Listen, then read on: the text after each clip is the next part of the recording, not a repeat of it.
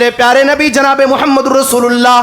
صلی اللہ علیہ وسلم نے ایک حدیث میں حقوق العباد کی اہمیت کو بیان کرتے ہوئے آپ نے فرمایا، جس کا مطلب یہ ہوتا ہے اگر کوئی بندہ حقوق العباد میں کوتاہی کر کے اس دنیا سے جاتا ہے، وہ دنیا کے اندر بڑا نمازی تھا، اس نے حقوق اللہ کو انجام دیا تھا، اللہ کی عبادت کیا، اللہ کی بندگی کیا ہے، تو اس کے تمام اعمال کل قیامت کے دن رائے گا اور برباد ہو جائیں گے۔ اللہ تبارک و تعالی اس بندے کی تمام نیکیوں کو اٹھا کر کے ان حقداروں کو دے دے گا، اور اگر ان کی نیکیاں ختم ہو جائیں گی، حقداروں کے حقوق باقی رہیں گے، اللہ تبارک و تعالی ان حقداروں کے گناہوں کو ان کے سروں کے اوپر لاد دے گا۔ ایک اور جگہ پیارے نبی جناب محمد رسول اللہ صلی اللہ علیہ وسلم نے ارشاد فرمایا، کل المسلم علی المسلم حرام دمہ مالہ وعرضہ۔ اللہ کے نبی نے اعلان کر دیا ایک مسلمان کا دوسرے مسلمان کے اوپر اس کی جان کی حفاظت کرنا، اس کی عزت و آبرو کی حفاظت کرنا، اس کے مال کی حفاظت کرنا ایک مسلمان کی ذمہ داری ہے، اور اگر کوئی ان تینوں چیزوں میں سے کچھ کرنے کی کوشش کرتا تو یہ اس کے اوپر حرام ہے۔ ہمارے پیغمبر جناب محمد رسول اللہ صلی اللہ علیہ وسلم نے بیان فرمایا، لا يدخل الجنت قاطع رحم، رشتہ داریوں کو توڑنے والا، رشتہ داریوں کو کاٹنے والا جنت میں پہلی فرصت میں نہیں جائے گا، پہلے مرحلے میں وہ جنت میں نہیں داخل ہوگا۔ صحیح بخاری کی روایت ہے، اللہ تبارک و تعالیٰ نے جب تمام مخلوق کو پیدا کیا، یہ رشتہ کھڑا ہو گیا، اے اللہ، اور اللہ کے دامن کو رشتے نے پکڑ لیا۔ اللہ نے کہا ذرا رک جاؤ، رشتے نے کہا اللہ میں تیری پناہ چاہتا ہوں، اے اللہ کہیں دنیا والے مجھے توڑ نہ دیں، کہیں دنیا والے میرے اس رشتے کو کاٹ نہ دیں۔ اللہ تبارک و تعالی نے کہا کیا تو اس بات کو پسند نہیں کرتا کہ جو تجھے توڑے میں اسے توڑ دوں، یعنی میں اسے الگ کر دوں، اور جو تجھے جوڑے میں اسے جوڑ دوں؟ کہا یہی چاہتا ہوں۔ میرے پیارے بھائیوں، رشتہ داروں کے ساتھ حسن سلوک کریں۔ آپ ابو صلہ رحمی کرنے والا وہ ہے جب اس کے رشتے کو کاٹا جائے، سامنے والا اس کے رشتے کو توڑ رہا ہے، وہ اس سے بات چیت کو بند کر رہا ہے، وہ اسے دعوت نہیں دے رہا ہے، وہ اس کے گھر نہیں آ رہا ہے، اس کی بیماری میں اس کی عیادت کو نہیں آ رہا ہے، اس سے سلام تک بند کر چکا ہے۔ اب صلہ رحمی کرنے والا یہ ہے جو اس کے گھر جائے، اسے دعوت کھلائے، اس کی خیریت کو جانے اور اس سے اپنے مسائل کو بیان کرے، یہ حقیقت میں صلہ رحمی کرنے والا ہے۔ وَقُلْ جَاءَ الْحَقُّ وَزَهَقَ الْبَاطِلُ إِنَّ الْبَاطِلَ كَانَ زَهُوقًا ونستعينه ونستغفره ونعوذ بالله من شرور أنفسنا ومن سيئات أعمالنا من يهده الله فلا مضل له ومن يضلل فلا هادي له وأشهد أن لا إله إلا الله وحده لا شريك له وأشهد أن محمدًا عبده ورسوله أرسله بالحق بشيرا ونذيرا يا أيها الذين آمنوا اتقوا الله حق تقاته ولا تموتن إلا وأنتم مسلمون يا أيها الناس اتقوا ربكم الذي خلقكم من نفس واحدة وخلق منها زوجها وبث منهما رجالا كثيرا ونساء واتقوا الله الذي تساءلون به والأرحام إن الله كان عليكم رقيبا يا أيها الذين آمنوا اتقوا الله وقولوا قولا سديدا يصلح لكم أعمالكم ويغفر لكم ذنوبكم ومن يطع الله ورسوله فقد فاز فوزا عظيما أما بعد فإن خير الحديث كتاب الله وخير الهدي هدي محمد صلى الله عليه وسلم وشر الأمور محدثاتها وكل محدثة بدعة وكل بدعة ضلالة وكل ضلالة في النار أعوذ بالله السميع العليم من الشيطان الرجيم من همزه ونفخه ونفثه بسم الله الرحمن الرحيم واعبدوا الله ولا تشركوا به شيئا وبالوالدين إحسانا الآية وقال النبي صلى الله عليه وسلم لتودن الحقوق إلى أهلها حتى يقاد للشاة الجلهاء من الشاة القرناء رب اشرح لي صدري ويسر لي أمري وحلل عقدة من لسانی یفقہوا قولی رب زدنی علما اللہم رب زدنی علما سبحانک لا علم لنا الا ما علمتنا انک انت العلیم الحکیم وتب علینا انک انت التواب الرحیم اللہم آت نفسی تقواها وزکیها انت خیر من زکاها انت ولیها ومولاها۔ صدر محترم، علماء کرام، سامعین اعظام، اسلامی خواتین، پیاری ماں اور بہنوں، نوجوان ساتھیوں اور بزرگوں، آج کے اس پروگرام میں آپ حضرات کے سامنے جس موضوع پر خطاب کرنے کا مکلف کیا گیا ہے وہ ہے حقوق العباد۔ اللہ تبارک و تعالی نے انسانوں کو جو احکام دیے، ان احکام کے ذریعے بنیادی طور پہ بندوں کے اوپر دو فرائض اور دو احکام و ذمہ داریاں واجب اور لازم ہوتی ہیں۔ ایک وہ فرائض و ذمہ داریاں جن کا تعلق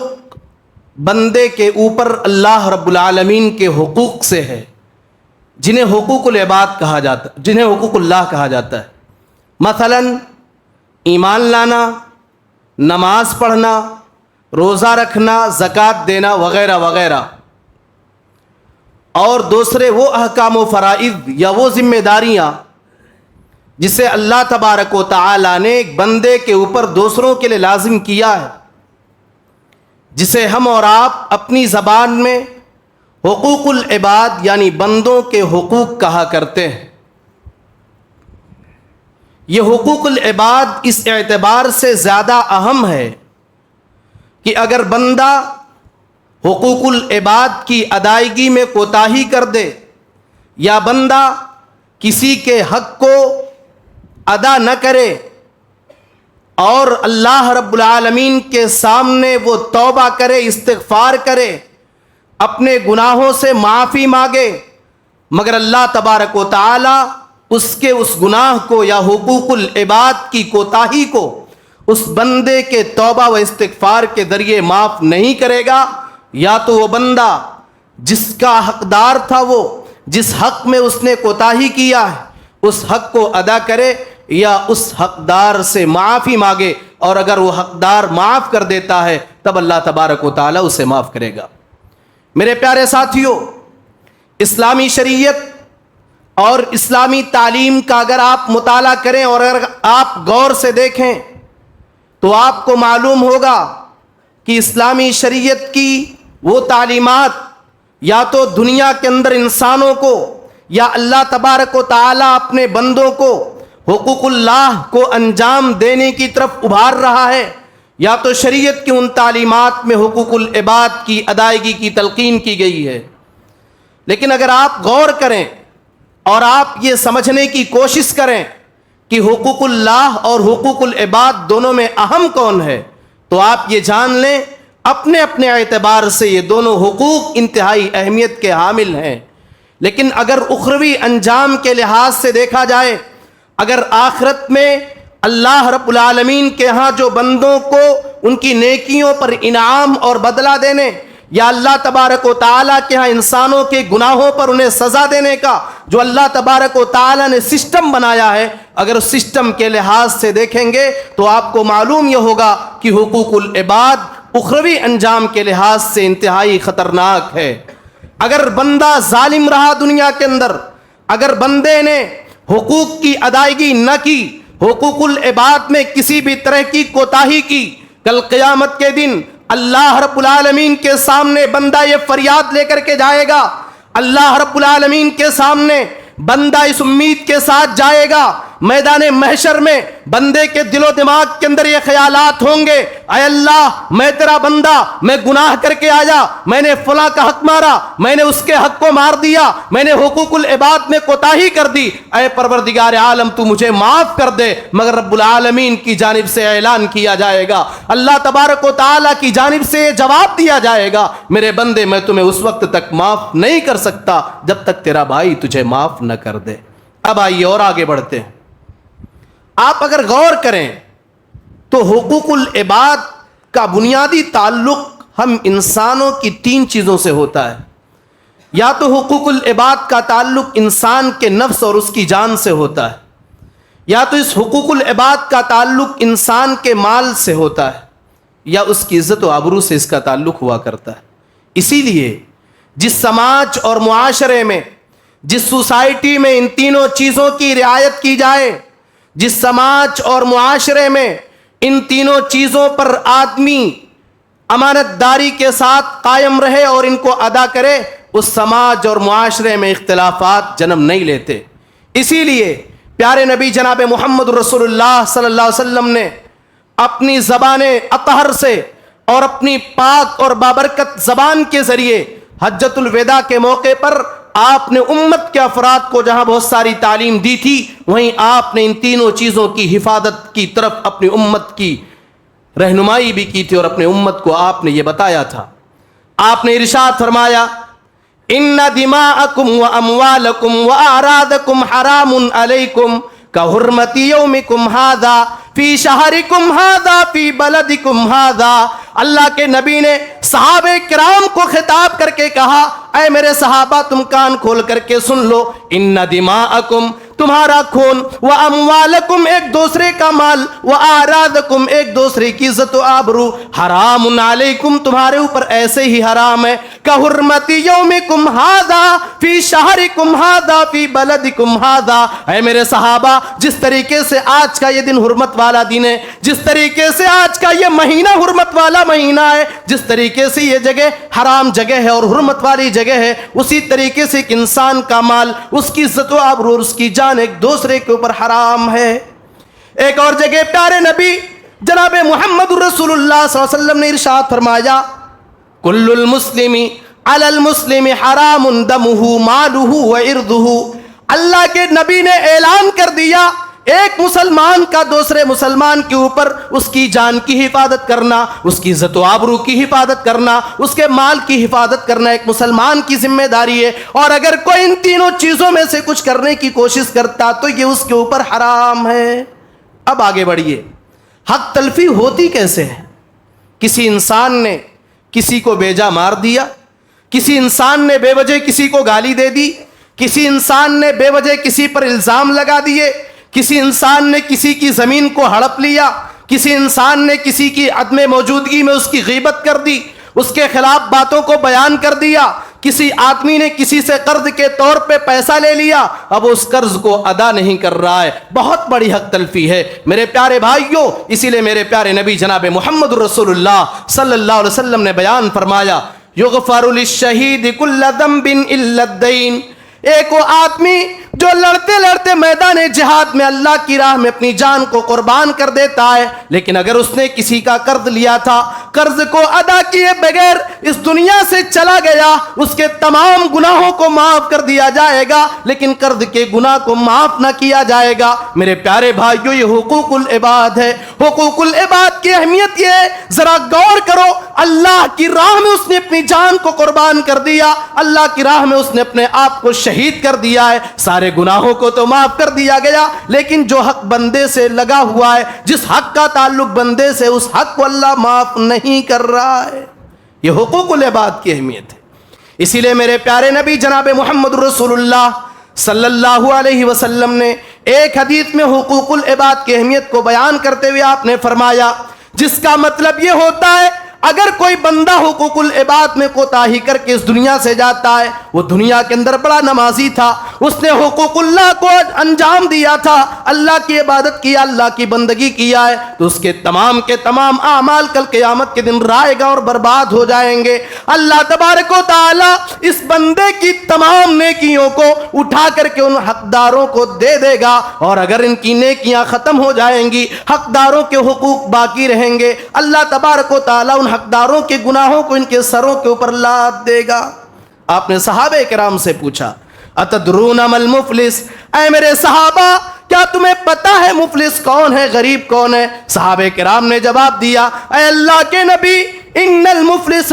آپ نے جب سوال کیا تو صحابہ نے کہا المفلس فینا من لا درہم لہ ولا متاع، اے اللہ کے نبی ہمارے درمیان کا مفلس آدمی وہ ہے، غریب آدمی وہ ہے جس کے پاس روپیہ پیسہ نہ ہو، جس کے پاس زندگی گزارنے کے سامان نہ ہو۔ آپ نے فرمایا نہیں اے میرے صحابہ، ان المفلس من امتی یاتی یوم القیامت بصلاۃ وصیام وزکات، میری امت کا مفلس ہوگا جو قیامت کے دن نماز بھی پڑھ کے آئے گا، زکوٰۃ دے کر کے آئے گا، اللہ کی عبادت اور اللہ کی بندگی کر کے آئے گا، صدقات و خیرات کر کے اللہ کے سامنے آیا ہوا ہوگا، لیکن اللہ کے نبی ارشاد فرماتے ہیں وَيَاتِي قَدْ شَتَمَ هَذَا وَقَذَفَ هَذَا وَأَكَلَ مَالَ هَذَا وَسَفَكَ دَمَ هَذَا وَضَرَبَ هَذَا، نیکیوں کا پہاڑ لے کر کے آ جائے، لیکن کوئی آئے گا اے اللہ اس نے مجھے گالی دیا تھا، اے اللہ اس نے میرے اوپر الزام لگایا تھا، اے اللہ وَأَكَلَ مَالَ هَذَا، اے اللہ اس نے میرے پیسے کو برباد کر دیا تھا، کھا لیا تھا، میری زمین کو بےمانی کے طور پہ لے لیا تھا، میری زمین کی بےمانی کر لی تھی، میرے مال کو کھا لیا تھا۔ وَسَفَكَ دَمَ هَذَا، کوئی آئے گا اے اللہ اس نے بیجا میرے جان کو لے لیا تھا، بے وجہ اس نے مجھے مار ڈالا تھا۔ وَضَرَبَ هَذَا، کوئی آئے گا اے اللہ بے وجہ اس نے مجھے تھپڑ مارے تھے۔ اللہ کے نبی ارشاد فرماتے ہیں فَيُعْطَى هَذَا مِنْ حَسَنَاتِهِ وَهَذَا مِنْ حَسَنَاتِهِ، تمام حقداروں کو ان کی نیکیاں دے دی جائیں گی، نیکیاں ختم ہو چکی ہیں، حقدار باقی بچے ہیں۔ پیارے نبی جناب محمد رسول اللہ صلی اللہ علیہ وسلم نے بیان فرمایا کہ ان کے گناہوں کو اٹھا کر کے اس نمازی اور اس پرہیزگار یا حقوق اللہ کی ادائیگی کرنے والے بندے کے اوپر لاد دی جائیں گی، ثم طرح فی النار، پھر اس آدمی کو جہنم میں ڈال دیا جائے گا۔ میرے پیارے بھائیوں، حقوق العباد کی اہمیت کا آپ اندازہ لگاؤ۔ ایک بندہ اللہ کی عبادت کر کے جا رہا ہے، ٹاپ کلاس کی عبادتوں کو انجام دے کر کے اس دنیا سے جا رہا ہے، لیکن وہ بندوں کے حقوق کو مارا تھا، اس نے ایک دوسرے کی زمین کو ہڑپ لیا تھا۔ پیارے نبی جناب محمد رسول اللہ صلی اللہ علیہ وسلم نے ارشاد فرمایا من اقتطع شبرا من الارض ظلما، جو آدمی ظلم کرتے ہوئے ظالمانہ طور پہ کسی کی ایک بالشت زمین کو اگر ہڑپ لیتا ہے توقہ اللہ ایاہ یوم القیامت من 7 اراضین، اللہ تبارک و تعالی کل قیامت کے دن ایسے بندے کو 7 زمینوں کا توق پہنائے گا۔ میرے پیارے بھائیوں، میری پیاری ماں بہنوں، میں آپ سے کہنا چاہتا ہوں، میرے نوجوان ساتھیوں، میں آپ سے کہنا چاہتا ہوں، اس دنیا میں کوئی ہمیشہ رہنے کے لیے نہیں آیا ہے، اس دنیا میں کوئی ہمیشہ کی زندگی کے لیے نہیں آیا ہے۔ آپ کو اللہ کے ہاں جانا ہے، اپنے کیے کا حساب اللہ کے ہاں آپ کو اور ہم کو دیا جائے گا، اور اللہ کے ہاں ایک ایک نیکیاں اور ایک ایک گناہ ہمارے سامنے پیش کر دیے جائیں گے۔ اس لیے خدا را اپنی اولاد کے لیے اپنی عاقبت کو برباد نہ کرو، اپنی اولاد کے لیے اپنی آخرت کو برباد نہ کرو، اپنی اولاد کے لیے اپنی عبادتوں کو، حتیٰ کی تہجد کو، اور اس سے بھی آگے بڑھ کر کے چلیے۔ اگر آپ نے اللہ کے گھر کا دیدار کیا ہے، اگر آپ نے حج کیا ہے اور ٹاپ کلاس کی عبادتوں کو آپ نے انجام دیا ہے، لیکن اگر آپ نے غیروں کے حق مارے ہیں اور اس نے آپ کو معاف نہ کیا تو اللہ کے ہاں آپ کی معافی نہیں ہو سکے گی، اور اس حدیث کے حوالے سے آپ کا حج بھی بیکار ہو جائے گا، آپ کی نمازیں بیکار ہو جائیں گی، آپ کا زکوٰۃ بیکار ہو جائے گا، آپ کے صدقات و خیرات سب کے سب بیکار ہو جائیں گے۔ میرے پیارے بھائیوں، اسی لیے پیارے نبی جناب محمد رسول اللہ صلی اللہ علیہ وسلم نے امت کو یہ تعلیم دی، اس سے پہلے کہ موت آ جائے اپنا جائزہ لے لو، اپنا حساب لگا لو، اور یہ سوچو کبھی تنہائی میں بیٹھ کر کے کہ ہم نے کس کے حق کو دبایا ہے، کس کے حقوق کو ہم نے مارے ہیں، ہم نے کس کے اوپر ظلم کیا ہے، ہم نے کس کو مظلوم بنا کر کے اس کی آنکھ سے آنسو نکالا ہے۔ اس سے پہلے کہ موت آ جائے ان سے جاؤ اور معافی مانگ لو۔ پیارے نبی صلی اللہ علیہ وسلم نے بیان فرمایا من کانت عنده مظلمۃ لاخیہ من ارضہ ومالہ فلیستحلہ اليوم، جو آدمی، جس آدمی کا کسی کے اوپر کوئی حق ہو، جس نے کسی کے اوپر کوئی ظلم کیا ہو، چاہے اس کی عزت و آبرو کے اوپر ڈاکے ڈالے ہوں، اس نے اس کی غیبت کی، اس کی برائی کی ہو، یا اس کے مال کو ہڑپ لیا ہو، اس سے پہلے کہ وہ دن آ جائے جس دن کسی کا پیسہ کسی کو فائدہ نہ دے گا، اور نہ ہی اس دن کسی کے پاس دینار و درہم ہوگے، معافی مانگ لو، معافی مانگو میرے پیارے بھائی۔ اسی لیے میرے پیارے نبی جناب محمد رسول اللہ صلی اللہ علیہ وسلم نے بیان فرمایا لَتُؤَدُّنَّ الْحُقُوقَ إِلَىٰ أَهْلِهَا يَوْمَ الْقِيَامَةِ، کل قیامت کے دن تم ایک ایک حقداروں کے حق کو ادا کر دو گے. حَتَّى يُقَادَ لِلشَّاةِ الْجَلْحَاءِ مِنَ الشَّاةِ الْقَرْنَاءِ. اللہ تبارک و تعالیٰ کے ہاں تو ظلم ہونے والا نہیں ہے. اللہ کہتا ہے اگر ایک سینگ والی بکری نے کسی بے سینگ بکری کو مارا ہوگا، ایک ایسی سینگ والی بکری نے دوسری بکری کو جس کے سر پہ اللہ نے سینگ نہ دیا تھا اسے ظالمانہ طور پہ مارا ہوگا، کل قیامت کے دن اللہ اس کا بھی بدلہ دلا دے گا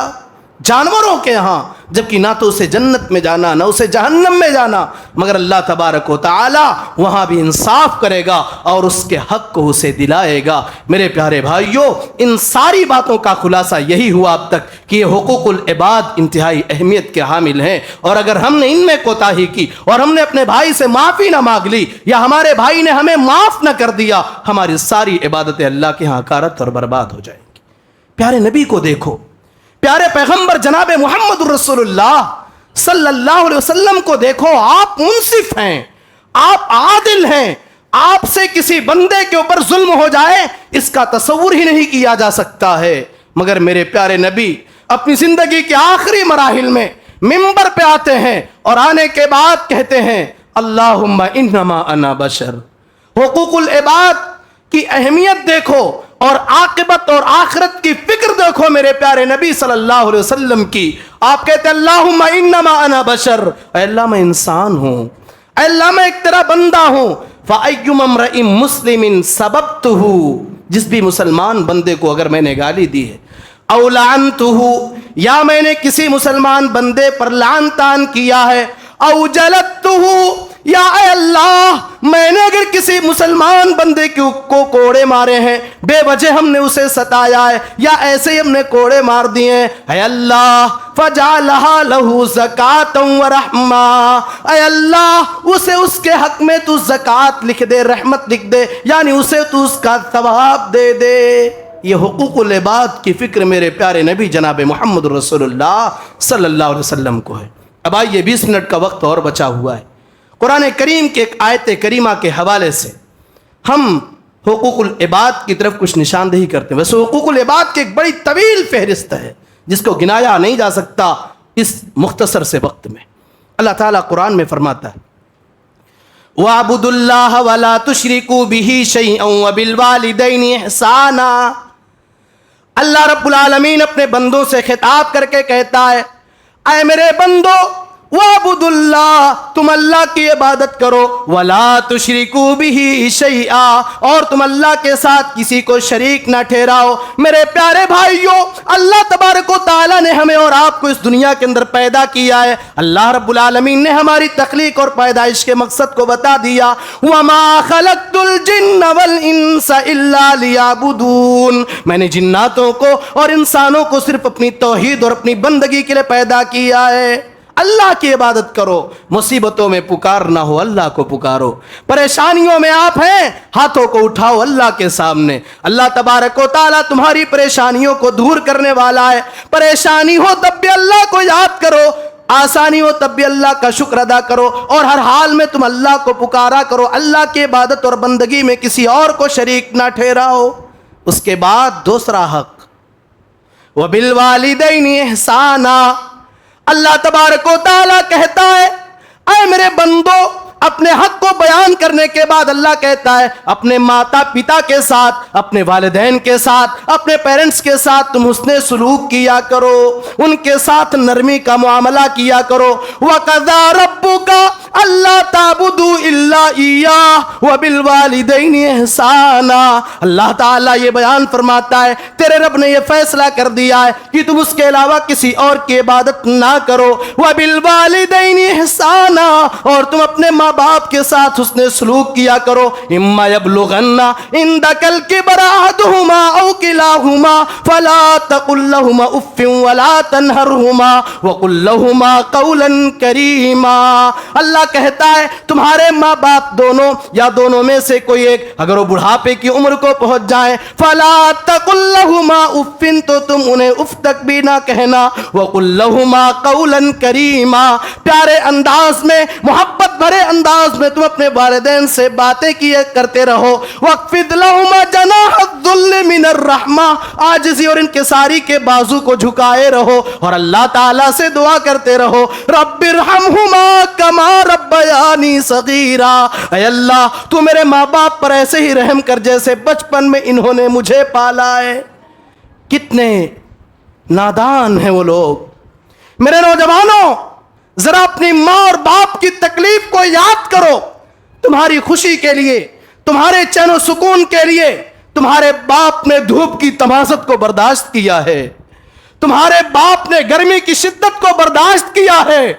عید اور بقرعید کے موقع پر تمہارے باپ نے اپنے لیے نیا لباس نہیں لیا مگر تمہیں نیا لباس مہیا کیا. تمہاری ماں نے جب تو رات میں بھی ٹھنڈی کے موسم میں تو بستر پہ پیشاب کرتا تھا, تیری ماں اپنی نیند کو قربان کرتی تھی اور اپنی نیند کو قربان کرنے کے بعد تیرے بستر کو بدلتی تھی, اور اگر زیادہ بستر نہ رہتے سارے کے سارے بستر خراب ہو جاتے, تیری ماں بھی یہ بستر پہ سو جایا کرتی تھی, تجھے سو کے بستر پہ سلایا کرتی تھی. نادان, تو اپنی بیوی کو پانے کے بعد اپنی بیوی کا غلام بنا اور غلام بننے کی وجہ سے تو اپنے باپ کو مار رہا ہے, اپنی ماں کو ستا رہا ہے. تیری بیوی, تو اپنی بیوی کی تمام خواہشات کو پورا کر رہا ہے. تیرا بوڑھا باپ دوا کے لیے پریشان, تیری بوڑھی ماں دوا کے لیے تڑپے. تیری جوانی میں تیری بیوی موجود, تو طرح طرح کا کھانا کھائے, تیرا بوڑھا باپ یا تیری بوڑھی ماں کھانا اپنے ہاتھوں سے پکائے اور کھائے. تیرے بوڑھی ماں, تیرا بوڑھا باپ بستر لگائے, کہاں چلی گئی تیری غیرت؟ میرے نوجوانوں, اپنے ماں کے ساتھ حسن سلوک کیا کرو. ماں کا حق کبھی ادا نہیں ہو سکتا. اور اللہ کے نبی جناب محمد رسول اللہ صلی اللہ علیہ وسلم سے جب پوچھا گیا تھا, اے اللہ کے نبی, من احق الناس بحسن صحابتی, میرے لوگوں میں میرے حسن صحبت اور میرے بہترین اخلاق کا زیادہ حقدار کون ہے؟ 3 مرتبہ میرے پیارے نبی جناب محمد رسول اللہ صلی اللہ علیہ وسلم نے ماں ماں ماں, تمہاری ماں کہا تھا. 4تھے نمبر پہ باپ. میرے پیارے بھائیوں, نوجوانوں, اللہ نے بیان فرمایا دوسرا حق یہ ہے کہ تم اپنے والدین کے ساتھ حسن سلوک کیا کرو. اگر اللہ نے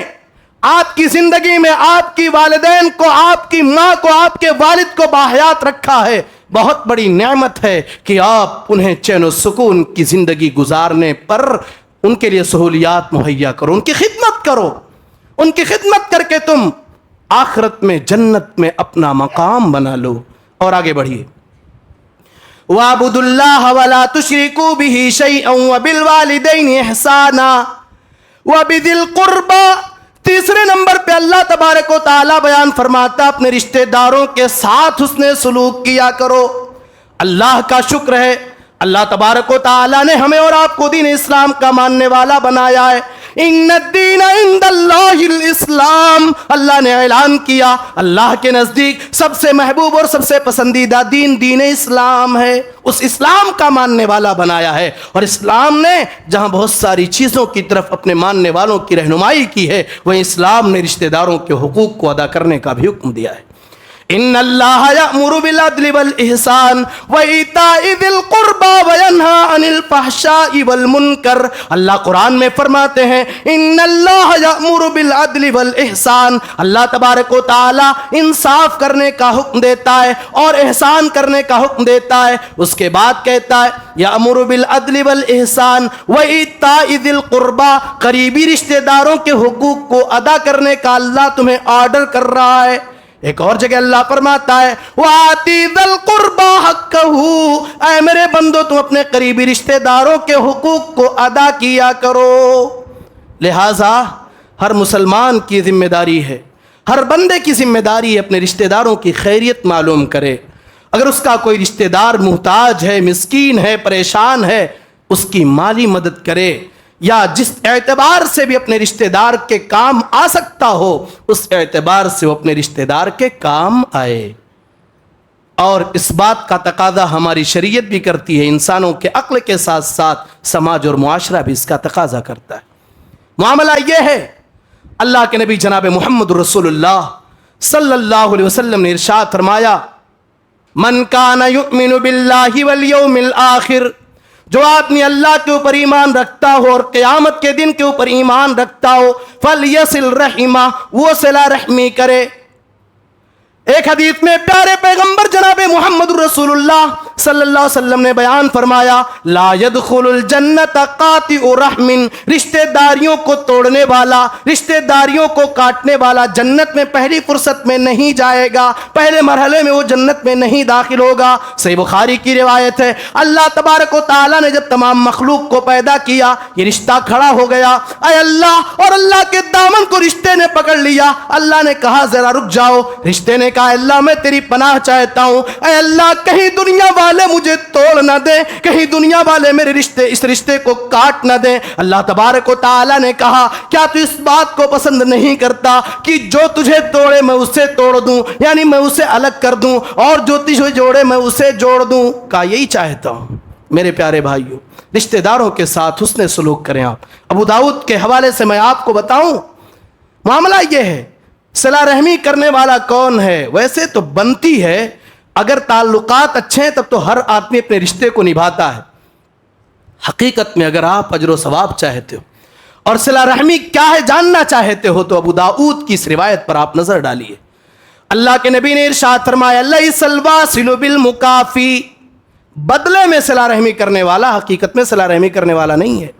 آپ کے بھائی نے آپ کو دعوت دی، اب اس کے بدلے آپ نے دعوت دیا، یہ کوئی کمال نہیں ہے۔ کمال یہ ہے کہ آپ کے بھائی نے آپ کو دعوت نہیں دی اور آپ اپنے بھائی کو دعوت کھلائیں۔ لیس الواصل بالمکافی ولکن الواصل الذی اذا قطعت رحمہ وصلہ، صلہ رحمی کرنے والا وہ ہے جب اس کے رشتے کو کاٹا جائے، سامنے والا اس کے رشتے کو توڑ رہا ہے، وہ اس سے بات چیت کو بند کر رہا ہے، وہ اسے دعوت نہیں دے رہا ہے، وہ اس کے گھر نہیں آ رہا ہے، اس کی بیماری میں اس کی عیادت کو نہیں آ رہا ہے، اس سے سلام تک بند کر چکا ہے۔ اب صلہ رحمی کرنے والا یہ ہے جو اس کے گھر جائے، اسے دعوت کھلائے، اس کی خیریت کو جانے اور اس سے اپنے مسائل کو بیان کرے، یہ حقیقت میں صلہ رحمی کرنے والا ہے۔ ایک صحابی رسول اللہ کے نبی کے پاس آتے ہیں اور کہتے ہیں اللہ کے نبی صلی اللہ علیہ وسلم، میں اپنے رشتہ داروں کے ساتھ صلہ رحمی کرتا ہوں لیکن میرے رشتہ دار اس رشتے کو کاٹتے ہیں۔ اے اللہ کے نبی، میں اپنے رشتہ داروں کے ساتھ بہتر سلوک کرتا ہوں لیکن اس کے بدلے میں میرے رشتہ دار میرے ساتھ برا سلوک کرتے ہیں۔ اے اللہ کے نبی، میں اپنے رشتہ داروں کی باتوں کو برداشت کرتا ہوں، صبر کرتا ہوں، وہ لوگ میرے ساتھ جہالت کرتے ہیں۔ اللہ کے نبی نے کہا اگر بات ایسی ہے تو گویا کہ تو ان کے منہ پر تو نے مٹی ڈال دی ہے، ان کے منہ کو تو نے خاک آلود کر دیا ہے، اور جب تک تو اس حال پہ باقی رہے گا اللہ تبارک و تعالی ان کے خلاف تیرے ساتھ ایک معاون اور مددگار ہمیشہ لگا رکھے گا۔ میرے پیارے بھائیو، رشتوں کو جوڑا کرو۔ آج معاملات یہ ہیں، اگر رشتہ دار کو اللہ نے دولت دیا، دور کا رشتہ دار اسے اپنا رشتہ دار بتا رہا ہے، اور سگا بھائی اگر بیماریوں میں تڑپ رہا ہے، اللہ نے اسے غریب بنا دیا ہے، اللہ نے اسے مسکین بنا دیا ہے، وہ اپنے سگے بھائی کی دیکھ ریکھ کرنے والا نہیں ہے۔ اور اگر آپ اپنے قریبی رشتہ دار کو صدقہ دیں، اس کی بیماری اور اس کی مصیبت میں اس کے کام آئیں تو آپ کو ڈبل ثواب ملے گا، ایک تو صدقہ کا ثواب ملے گا، دوسرے صلہ رحمی کا ثواب ملے گا۔ آگے بڑھیے، وَبِذِي الْقُرْبَى، اس کے بعد اللہ کہتا وَالْيَتَامَى، یتیموں کے ساتھ تم حسن سلوک کیا کرو۔ اسلام یتیموں کی کفالت کرنے کا حکم دیتا ہے۔ یتیم وہ ہے جو بیچارہ بچپن کے مرحلے میں ہے، اللہ نے اس کے اوپر سے اس کے باپ کے سائے کو اٹھا لیا ہے، آج وہ یتیم بچہ مسکین ہے، پریشان حال ہے۔ میرے پیارے نبی جناب محمد رسول اللہ صلی اللہ علیہ وسلم کی تعلیمیں بتاتی ہے اگر کوئی بندہ کسی یتیم کی کفالت کرتا ہے، اس کے ساتھ احسان کرتا ہے، اس کی ضروریات کو پورا کرتا ہے، کل قیامت کے دن اللہ کے نبی فرماتے ہیں انا وکافل الیتیم فی الجنت کہاتین، میں اور یتیموں کی کفالت کرنے والا ہم جنت میں ایسے ہوں گے جیسے یہ دونوں انگلیاں ہیں۔ تھوڑا سا فاصلہ آپ نے کیا۔ اللہ قرآن میں فرماتا ہے فَأَمَّا الْيَتِيمَ فَلَا تَقْهَرْ، اے دنیا والو جس کے اوپر سے اس کے باپ کا سایہ ہٹ چکا ہو، تم یتیم کے ساتھ سختی کا معاملہ نہ کرو، تم اس کے ساتھ سختی کا برتاؤ نہ کرو۔ اللہ قرآن میں اپنے نیک بندوں کی تعریف جہاں کیا وہی اللہ یہ بھی فرماتا ہے وَيُطْعِمُونَ الطَّعَامَ عَلَىٰ حُبِّهِ مِسْكِينًا وَيَتِيمًا وَأَسِيرًا، اللہ کے نیک بندے وہ ہیں جو مسکینوں کو اور قیدیوں کو، یتیموں کو کھانا کھلایا کرتے۔ تو یتیموں کی کفالت آپ کریں، اور جو لوگ یتیموں کا مال ہڑپ لیتے ہیں، کھا لیتے ہیں، اللہ فرماتا ہے ان الذین یاکلون اموال الیتاما ظلما، جو لوگ ظلم کرتے ہوئے یتیموں کا مال کھا جاتے ہیں، یتیموں کا مال ہڑپ لیتے ہیں، انما یاکلون فی بطونہم نارا، وہ اپنے پیٹ میں جہنم کی آگ کو بھر رہے ہیں، وسیصلون سعیرا، اور کل قیامت کے دن جہنم میں جائیں گے۔ یتیموں کی کفالت کرو، مسکینوں کی کفالت کرو، مسکینوں کا حال رکھو، اور والجار ذی القربى والجار الجنب، پڑوسیوں کے ساتھ اچھا معاملہ کرو۔ اللہ کے نبی جناب محمد رسول اللہ صلی اللہ علیہ وسلم نے ارشاد فرمایا، لا يدخل الجنت من لا يأمن جارہ بوائقہ، ایسا آدمی جنت میں پہلی فرصت میں داخل نہیں ہوگا جس کی تکلیف سے اس کا پڑوسی محفوظ نہ رہ پائے۔ پیارے نبی جناب محمد رسول اللہ صلی اللہ علیہ وسلم نے بیان فرمایا، ما زال جبریل یوصینی بالجار حتی ظننت انہ سیورثہ۔ پیارے نبی جناب محمد رسول اللہ صلی اللہ علیہ وسلم نے بیان فرمایا، جبریل علیہ السلام پڑوسی کے حقوق کے تعلق سے مجھے اس قدر وصیت اور نصیحت کرتے رہے، اتنی باتیں بتاتے رہے اور اتنی تلقین کرتے رہے، مجھے لگا کہیں جبریل علیہ السلام اسے وارث نہ بنا دیں، وارث نہ ٹھہرا دیں۔ میرے پیارے بھائیوں، یہ پڑوسی کا معاملہ ہے، پڑوسی کے ساتھ اچھا سلوک کریں، اس کو تکلیف نہ دیں، اسے گالی گلوچ نہ دیں، اور آگے بڑھیے۔ اللہ رب العالمین نے اور حقوق بیان کیے، پڑوسیوں کے ساتھ جو قریبی ہوں یا جو دور کے ہوں یا جو راستے وغیرہ میں آپ کا ساتھی بن جاتا ہے، اس کے ساتھ حسن سلوک کریں، مسکینوں کے ساتھ حسن سلوک کریں۔ میرے پیارے بھائیوں، حقوق العباد میں ایک اہم حق یہ بھی ہے، جو ہماری بیویاں ہیں، جو ہماری زوجیت میں آئی ہوئی ہیں، انسان کی بیوی اور اس کی اولاد اس کی زندگی میں اللہ تبارک و تعالیٰ کی بہت بڑی نعمت ہے، بہت بڑی نعمت ہے۔ اگر انسان کی زندگی میں اولاد نہ ہو تو اس کی زندگی بلیک اینڈ وائٹ ہو جائے گی، اس کی زندگی کی خوشیاں ہلکی پڑ جائیں گی۔ اور بیوی کو اللہ نے قرآن مجید میں بیان فرمایا، وَمِنْ آيَاتِهِ أَنْ خَلَقَ لَكُم مِّنْ أَنفُسِكُمْ أَزْوَاجًا، اللہ کی نشانیوں میں سے ایک اہم نشانی یہ ہے کہ اللہ نے تمہارے نفس سے تمہارا جوڑا بنایا ہے، لِتَسْكُنُوا، تاکہ تم ایک دوسرے سے مل کر کے سکون حاصل کرو۔ اور آگے اللہ کہتا ہے وَجَعَلَ بَيْنَكُمْ مَوَدَّةً وَرَحْمَةً، اللہ نے میاں اور بیوی کے درمیان محبت اور رحمت کو ڈال دیا ہے۔ بیوی کا حق یہ ہے، بھائی وہ بھی انسان ہے، وہ تمہاری زوجیت میں بعض شوہروں کا معاملہ یہ ہے، ظالم شوہر یہ سوچتا ہے میں مرد ہوں، میں اس کا حاکم ہوں، میری مرضی، میں اس کے ساتھ جو معاملہ کرنا چاہوں میں اپنی مرضی کے مطابق اس کے ساتھ برتاؤ کروں گا۔ نہیں میرے پیارے بھائیوں، اللہ رب العالمین قرآن مجید میں بیان فرماتا ہے وَعَاشِرُوهُنَّ بِالْمَعْرُوفِ، ان عورتوں کے ساتھ بھلائی کیا کرو، نرمی کے ساتھ پیش آیا کرو۔ اللہ رب العالمین آگے بیان فرماتا ہے واللاتی تخافون نشوزہن، قرآن میں اللہ فرماتا ہے واللاتی تخافون نشوزہن فعظوہن واہجروہن فی المضاجع، جو عورتیں شرارت پہ اتر آئیں ان عورتوں کو آپ سمجھاؤ، اگر اس سے بھی بات نہ بنے بستر کو الگ کر دو، اگر اس سے بھی بات نہ بنے وَاضْرِبُوهُنَّ،